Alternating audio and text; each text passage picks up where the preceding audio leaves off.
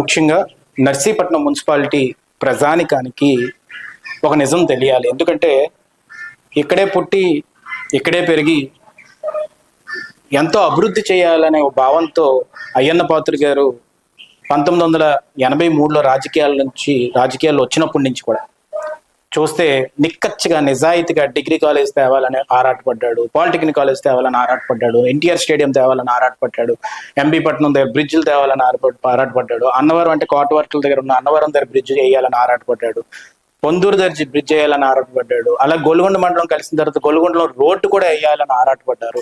Forest permission పెట్టి ఆ forest permission road తీసుకొచ్చారు, తాండవాకు రోడ్డు వేశారు. ఇన్ని అభివృద్ధి పనులు అయ్యన్న పాత్రుడు గారు ఉన్నప్పుడు ఎందుకు జరుగుతున్నాయండి? ఎందుకంటే అయ్యన్న పాత్రుడు అనే వ్యక్తి ఈ గడ్డ మీద ఉన్న అత్యంత ప్రేమ. దాంతోపాటు ఏంటంటే 2011లో కాంగ్రెస్ ప్రభుత్వం ఉన్నప్పుడు మున్సిపాలిటీ అయినప్పుడు అయ్యన్న పాత్రుడు గారు ఏమన్నారంటే, ఇది ఫస్ట్ గ్రేడ్ మున్సిపాలిటీ అవ్వట్లేదు, థర్డ్ గ్రేడ్ మున్సిపాలిటీ అవుతుందండి. థర్డ్ గ్రేడ్ మున్సిపాలిటీ అంటే మీకు పంచాయతీ కింద లెక్క అవుతుంది, గ్రేటర్ పంచాయతీ కింద లెక్క అవుతుంది, దాంట్లో అంత నిధులు రావు, దానికి మేము చాలా కష్టపడవలసి వస్తుంది.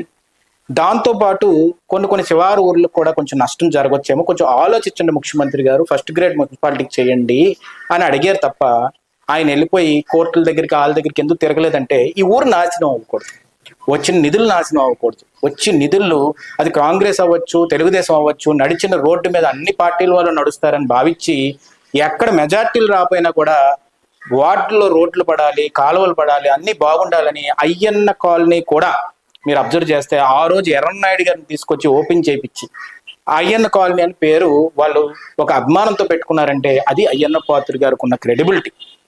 అయితే ఇప్పుడు ఒక సస్పెన్స్ అని మీ అందరికీ చెప్పాలి. మొన్న 17వ తారీఖుని మున్సిపాలిటీ మీటింగ్ అయింది.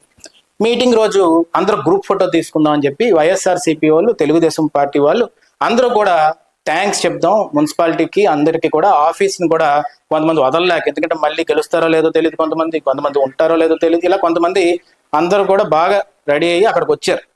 వచ్చిన తర్వాత తెలుగుదేశం పార్టీ వాళ్ళందరూ కూడా మంచిగా ఒక ఎజెండా ఉంది కదా, ఎజెండాని నిర్మించడం, ఆ ఎజెండాను ఆమోదిద్దాం అని చెప్పి ముందుకు వచ్చి, ఇది లాస్ట్ ఎజెండా అంటే ఒక సెంటిమెంటల్ గా ఎమోషన్ గా ఫీల్ అవుతారు. ఇప్పుడు ఎమ్మెల్యేలు అసెంబ్లీకి వెళ్ళినప్పుడు లాస్ట్ రోజు అసెంబ్లీ అనుకోండి, ఈ రోజైనా నిజాయితీగా నిక్కచ్చిగా బతకాలి, నిక్కచ్చిగా ఓ పని చేసి వెళ్ళాలి అని అవినీతి పరులు కూడా ఫీల్ అవుతారు. కానీ 17వ తారీఖు మున్సిపాలిటీ రోజు ఈ నర్సీపట్నం మున్సిపాలిటీ మీద కక్ష విషం కక్కారు. ఎంత కక్ష విషం కక్కారంటే అది చూసి నాకు మతిపోయింది. నేను మున్సిపల్ కౌన్సిలర్ కాదు, మా తమ్ముడు, మా అమ్మగారు వీళ్ళందరూ కూడా ఆ సమయంలో నిలబడి మున్సిపాలిటీని కాపాడుకోవాలి, మన గ్రామాలను కాపాడుకోవాలి, మనం వార్డులు కాపాడుకోవాలని చెప్పి వాళ్ళిద్దరు నిలబడ్డారంటే అది చిన్న విషయం కాదు.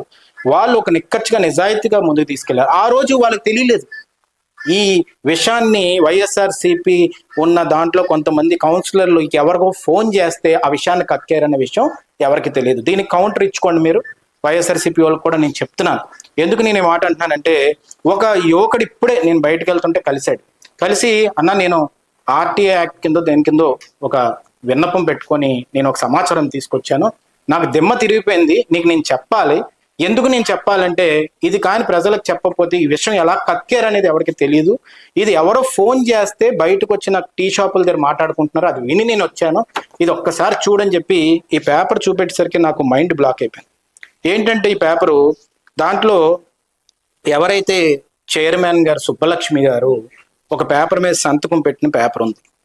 ఆ పేపరు ఎజెండా పేపర్. ఇది క్లియర్గా చూడాలి అందరూ. నర్సీపట్నంలో పుట్టిన ప్రతి ఒక్కడు చూడాలి, నర్సీపట్నం మున్సిపాలిటీలో పుట్టిన ప్రతి ఒక్కడు చూడాలి, ఈ గడ్డను ప్రేమించిన ప్రతి ఒక్క యువకుడు చూడాలి. ఏంటంటే ఆ పేపర్లో రాసింది, 4వ అంశానికి సంబంధించి నేను ఆమోదించట్లేదు, ఎందుకంటే దీని మీద నేను ముందుగానే కమిషనర్కి లెటర్ ఇచ్చాను కాబట్టి ఈ 4వ అంశం ఏదైతే ఎజెండాలో ఉందో నేను ఆమోదించట్లేదు అని చెప్పి సుబ్బలక్ష్మి గారు, గౌరవనీయులైన చైర్మన్ గారు ఇక్కడ సైన్ పెట్టి డేట్ కూడా వేసి ఎజెండా సంబంధించి నేను ఆమోదించట్లేదు అనే విషయాన్ని ఆమె స్వహస్తాలతోటి ఇక్కడ చెప్పడం జరిగింది. ఆమె ఉద్దేశపూర్వకంగా చెప్పారా, ఎందుకు చెప్పారా అనేది చైర్మన్ గారే ప్రెస్ మీట్ పెట్టి నర్సీపట్నం మున్సిపాలిటీకి చెప్పవలసిన అవసరం ఎంతైనా ఉంది. ఈరోజు నర్సీపట్నం మున్సిపాలిటీ ఎలక్షన్స్ అప్పుడు నేను చెప్పాను, ఏమని చెప్పానంటే, మీరు దయచేసి లోకల్ ఎలక్షన్స్ లో సరైన నిర్ణయం తీసుకోండియా. ఏ ఎలక్షన్స్ లో ఏ ఓట్లు వేసినా కానీ లోకల్ ఎలక్షన్స్ లో మీరు తీసుకోవాలి నిర్ణయం. ఎందుకంటే ఎవరైతే ఆ రోజు ఎమ్మెల్యేగా పోటీ చేసిన వ్యక్తికి ఈ ప్రాంతం మీద, మున్సిపాలిటీ మీద ప్రేమ లేదు అని నేను చెప్పాను. ఎవరు నమ్మలే. 2019 నుంచి 24 వరకు వైఎస్ఆర్సీపీ గవర్నమెంట్లో ఎంత వచ్చిందో తెలుసా? నిధులు 5 కోట్లు మించి రాలా. అది కూడా 15th ఫైనాన్స్ నిధులే వచ్చాయి. తెలుగుదేశంలో వచ్చింది ఇప్పుడు ఇంకా 2 ఏళ్ళు కూడా పూర్తి అవ్వకముందే 32 కోట్లు వచ్చింది.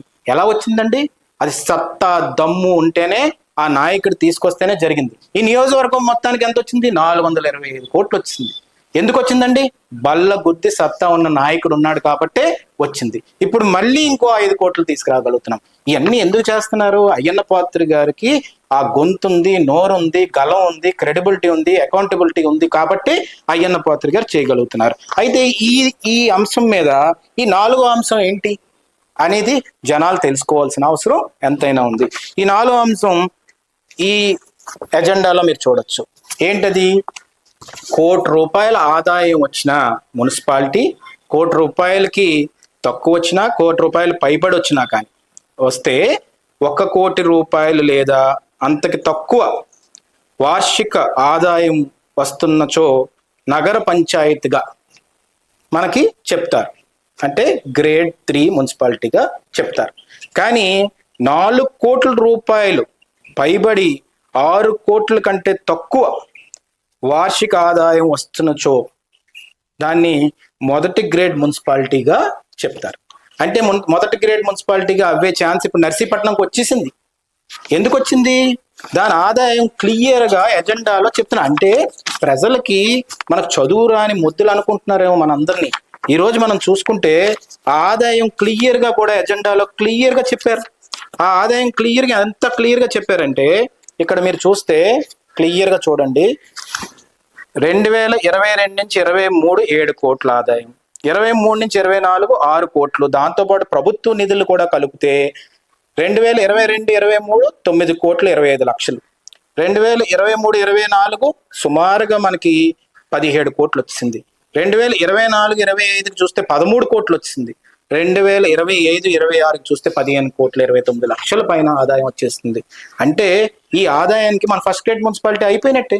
అయిపోయిన దాన్ని సులువుగా నీట్గా అయిపోతుంది.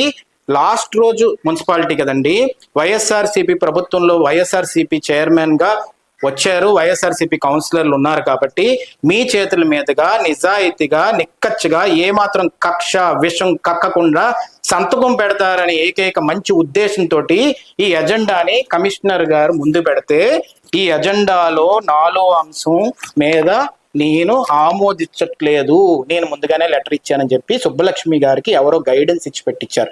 ఆమె పెట్టింది కాదు, ఆమె ఉద్దేశంగా పెట్టింది కాదని నేను అనుకుంటున్నాను. ఎందుకంటే ఆమె ఈ అంశాన్ని క్లియర్గా చదివి ఉన్నది, ఆమెకి ఇష్టమే అని కాబట్టే ఇది డిస్కషన్ బయటకు వచ్చి ఉంటుంది. కాబట్టి ఈరోజు వెనక్కి ఉండి ఎవరు తీసుకెళ్లారు ఇదంతా?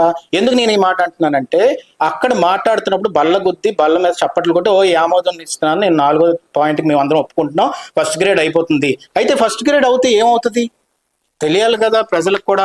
సెంట్రల్ గవర్నమెంట్ నుంచి ఎక్కువ నిధులు వస్తాయి, అండర్ గ్రౌండ్ డ్రైనేజ్ చేసేసుకోవచ్చు. డ్రైనేజ్ సిస్టమ్ ఎంతో బాధపడింది. నేనే ఎగ్జాంపుల్, నేను వరల్డ్ బ్యాంక్కి వెళ్ళాను దీని మీద థీసిస్ మీద, మీకు పేపర్ కట్టింగ్ కూడా చూపెడతాను. ఆ రోజు వరల్డ్ బ్యాంక్కి నేను అండర్ గ్రౌండ్ డ్రైనేజ్కి వెళ్ళినప్పుడు కానీ, వెంకయ్యనాయుడు గారు అర్బన్ శాఖ మంత్రివర్యుగా ఉన్నప్పుడు చెప్పినప్పుడు కానీ, ఆయన దగ్గరికి వెళ్తున్నప్పుడు ఆయన అన్నారు, అమ్మ గ్రేడ్ 1 ఉంటే నేను ఏదో చేసేవాడిని అమ్మా అన్నారు. అప్పుడు నాకు బాధ అనిపించింది. ఈ రోజు చూస్తే మనకు పాపులేషన్ పెరిగిపోతుంది, డ్రైనేజ్ సిస్టమ్ మొత్తం రూయన్ అయిపోయి ఉంది. ఈ రోజు మనకు అవకాశం దొరికింది, ఆదాయం పెరిగింది, 6 కోట్ల పైన ఆదాయం వచ్చేస్తుంటే గ్రేడ్ 1 అయిపోతుంది. ఆమోదం తెలపండి, నిజాయితీగా అందరూ కూర్చొని ఉన్నారు కదా, ఇక్కడ నర్సీపట్నం గడ్డ మీద పుట్టిన వాళ్ళే కదా అని అనుకున్న సమయంలో మన నియోజకవర్గానికి సంబంధించినోడు కాకుండా ఇక్కడ పోటీ చేసిన వ్యక్తి ఎక్కడి నుంచో ఫోన్ చేసి వీళ్ళకి ఏం చెప్పాడంటే, రేపు ఎప్పుడన్నా మన ప్రభుత్వం వస్తుంది కలగంటున్నారు వీళ్ళు, మీకు రాదు, మీ సమాధి అయిపోయారు, ఇంకా వైఎస్ఆర్సీపీ రాదు, మీరు రాసేసుకోండి. ఎందుకంటే నర్సీపట్నం మున్సిపాలిటీ మీద మీరు కక్ష కట్టారు. ఈరోజు సృష్టి క్షేత్రం అనే క్షేత్రాన్ని కడుతుంటే ఆ క్షేత్రం దానికి దొంగ రైతుల చేత సంతకాలు పెట్టించి వాళ్ళ చేత వాళ్ళు అక్రమంగా ఈరోజు ఈనాడు పేపర్ కూడా పడింది, అక్రమంగా ఆక్రమించిన వాళ్ళని తీసుకొచ్చి శాండ్ దొంగతనాలు చేసిన వాళ్ళని తీసుకొచ్చి వాళ్ళ చేత లెటర్ ఇప్పించుకొని సృష్టి క్షేత్రాన్ని పార్వతీ పరమేశ్వరుల విగ్రహాన్ని కూడా ఆపాలని, ట్యాంక్ బండి ఆపాలని, ట్యాంక్ బండి తయారవుతే స్టోరేజ్ ట్యాంక్ ఇంకా వాటర్ స్టోరేజ్ ఇంకా పెరిగి అంత బాగుంటుంది, బ్యూటిఫికేషన్ అవుతుంది, నర్సీపట్నం బాగుపడుతుంది అని ఆలోచించాలి. కానీ అలాగే ఎవడన్నా ఆలోచిస్తారండి? అది ఆపడానికి ట్రై చేశారు. ఈ రోజు గ్రేడ్ 1 మున్సిపాలిటీని ఆపడానికి ట్రై చేస్తున్నారు. ఎందుకంటే దారుణం ఇంకోటి ఉందా? నేను ఇవాళ చెప్తున్నాను, మీకు టెక్నికల్ గా నాలెడ్జ్ లేకపోవచ్చు. ఈ రోజు నేను చెప్తున్నాను, ప్రభుత్వం ఈ రోజు కూటమి ప్రభుత్వం ఇలాంటి వాళ్ళందరూ కూడా కక్ష కట్టి విషం కక్కి నర్సీపట్నం మున్సిపాలిటీ మీద పగ తీర్చుకోవాలని, ప్రజల్ని అందరూ కూడా భూస్థాపితం చేయాలని ఆలోచించిన ప్రతి ఒక్కరికి నేను చెప్తున్నాను, ఈ పెట్ల గణేష్ ఎవరైతే మాజీ ఎమ్మెల్యే ఉన్నాడో, అలాగే ఇక్కడ కౌన్సిలర్లు ఎవరైతే దీన్ని ఆమోదించలేదో వాళ్ళందరికీ చెప్తున్నాను, ఇది ఎట్టి పరిస్థితుల్లోని మీకు బ్యాక్ ఫైర్ అవుతుంది. ప్రజలందరూ కూడా మీ మీద తిరగబడే రోజు వచ్చేస్తుంది. నేను చెప్తున్నాను, రేపు లోకల్ ఎలక్షన్స్ లో మళ్ళీ తెలుగుదేశం పార్టీ రెపరెపలు ఆడబోతుంది. ఈ నర్సీపట్నం మీద కక్ష కట్టి ప్రజల మీద ఏదైతే పగ తీర్చుకోవాలని మీరు అనుకుంటున్నారో అది అవనివ్వకుండా గోడలాగా నిలబడే వ్యక్తి అయ్యన్న పాత్రుడు గారు, కానీ చంద్రబాబు నాయుడు గారు, నారా లోకేష్ గారు, పవన్ కళ్యాణ్ గారు. కాబట్టి ఈరోజు బీజేపీ సహకారంతో, అన్ని విధాలుగా సహకారంతో నర్సీపట్నం నేను చెప్తున్నాను ఒక వెలుగులో వెలగబోతుంది. దాన్ని ఆపడానికి మీ వల్ల కాదు. కొన్నిసార్లు అలాగా చీకటి మబ్బులు వచ్చి కమ్ముతాయేమో, కానీ ఇది మాత్రం జరగదని చెప్పి సందర్భంగా చెప్తున్నాను. దాంతో పాటు సెంట్రల్ గవర్నమెంట్ నిధులు, దాంతో పాటు ఎక్స్ట్రా స్టాఫ్, శానిటేషన్ అంతా బాగాలేదు, ఆ శానిటేషన్ స్టాఫ్ తెచ్చుకోగలం. ఈరోజు రోడ్స్, డ్రైన్స్ అన్నిటికీ ఫండ్స్ తెచ్చుకోవడానికి గ్రేడ్ 1 అవబోతుంది. ఆ గ్రేడ్ 1 నువ్వు ఆపాలనుకున్నా అది ఆపలేవు. ఈ నర్సీపట్నం అభివృద్ధి అయి తీరుతుంది అని చెప్పి ఈ సందర్భంగా చెప్పదలుచుకుంటూ జై తెలుగుదేశం.